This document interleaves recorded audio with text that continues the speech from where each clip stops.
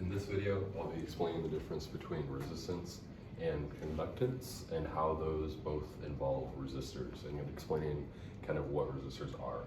So starting to understand these, you need to understand what a resistor is. So a resistor is a piece that you can put in for a wire, and it'll slow the flow as we think of energy. It'll slow that flow or block it from going through the wire. So as it's shown in a circuit, a resistor commonly looks like this, or it can be shown the same way, but with a slash through it. And this is because there are linear and non-linear resistors. And a linear resistor just means that you're using the equation V equals IR. We'll get to that in a minute. But non-linear resistors involve any other equation other than V equals IR to find them. So if it's slowing the charge or blocking any type of this flow through the wire, then we need to understand R and G. R is what we use for resistance, and G is what we use for conductance. So first, what's measured in and what we use R, but we measure it in ohms, which is this symbol, or conductance, we measure in siemens.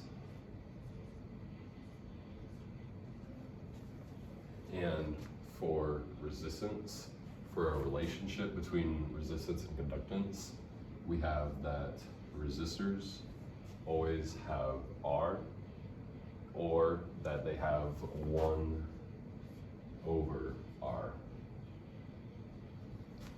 So for the equations that we get from this, we have V equals I times R, or if we have that G equals 1 over R, then we can take this equation and switch it in for R over here, right? We can flip G and R, and then all we get over here is that V equals I over G. So we can actually get 2 equations for finding the conductance. And the reason that we'd want to be able to explain and know these types of equations between these is that we can actually use both of them. They're interchangeable. It's just given to you within a system or within a circuit for resistance or conductance with G or R, but you can use both to find I, R, G, V, any of those types of equations that you have multiple variables in here and you're looking to solve for one of the other ones. That's very common when you use these. The other times we could use them is when we're finding KCL or KVL.